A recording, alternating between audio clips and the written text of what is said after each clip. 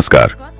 आज हम इतिहास के पन्नों को पलट रहे हैं और बात करेंगे राजा पृथ्वीराज चौहान की। हाँ, एक ऐसा नाम जिसे सुनते ही शौर्य और वीरता की कहानियां जहन में आती हैं। बिल्कुल, हमारे पास जो जानकारी है वो फौजी हरियाणा का YouTube चैनल के एक वीडियो पर आधारित है।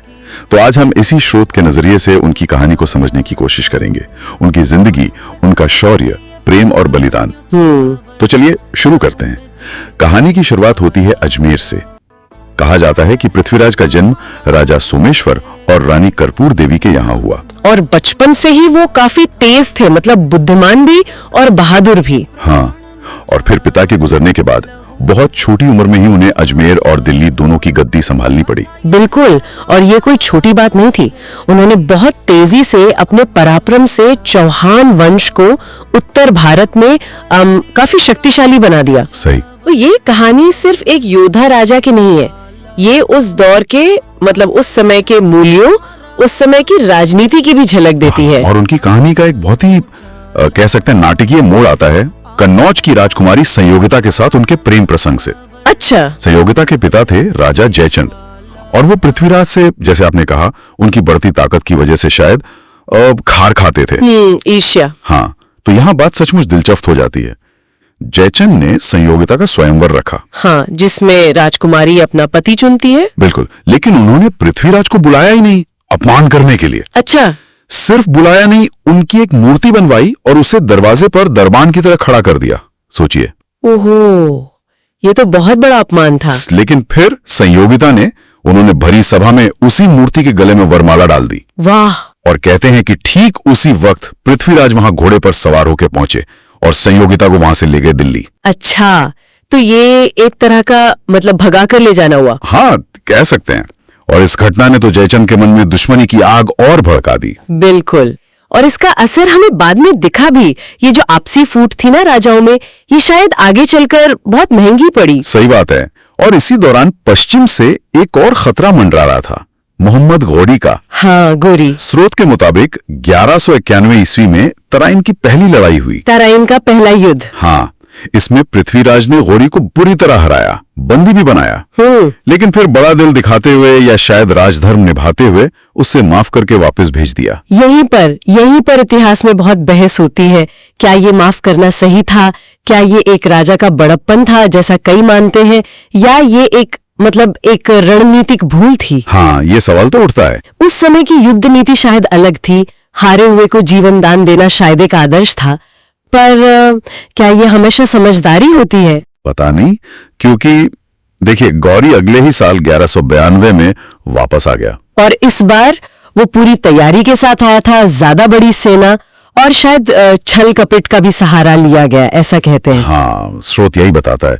और इस बार दिक्कत ये हुई कि कुछ हिंदू राजाओं में आपसी मतभेद थे, खासकर राजा जयचंद। उन्होंने पृथ्वीराज का साथ नहीं दिया। तो वो एकता नहीं बन पाई जो पहले युद्ध में शायद थी। हाँ, वो संगठित ताकत नहीं मिल पाई जिसकी जरूरत थी। और नतीजा? तराइन की दूसरी लड़ाई में पृथ्वीराज चौहान हार गए। हाँ, उन्हें बंदी बना लिया गया और गजनी ले जाया गया, और वहां, जैसा कि कहानी कहती है, उन्हें अंधा कर दिया गया। बहुत दुखद। लेकिन कहानी यहाँ खत्म नहीं होती। ये भी एक अजीब मोड़ है। उनके साथ उनके एक दोस्त और राजकवि थे, चंद बरदाई। वो भी उनके साथ गजनी गए। चंद बरदाई, जिन्होंने पृथ्वीराज रासो लिखी है ना? हाँ, वही। कहते हैं कि चंद बरदाई ने ही गजनी में पृथ्वीराज के आखिरी पराक्रम की योजना बनाई। अच्छा, कैसे? वो तो बंदी थे और अंधे भी। हाँ, यही तो बात है।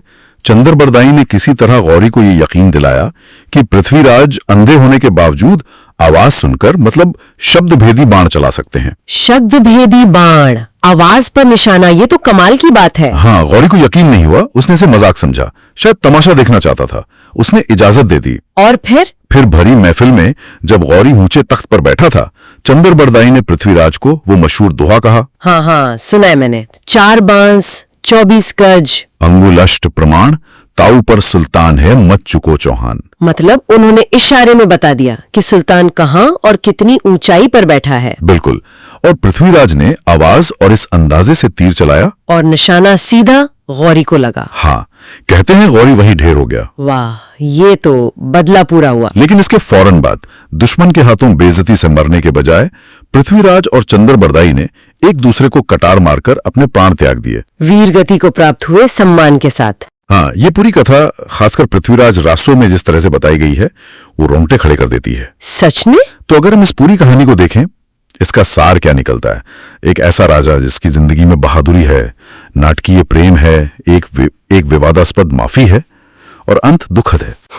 लेकिन फिर भी उनकी विरासत आज भी लोगों को गर्व का अनुभव कराती है, प्रेरित करती है। बिल्कुल, ये कहानी हमें बहुत कुछ सोचने पे मजबूर करती है।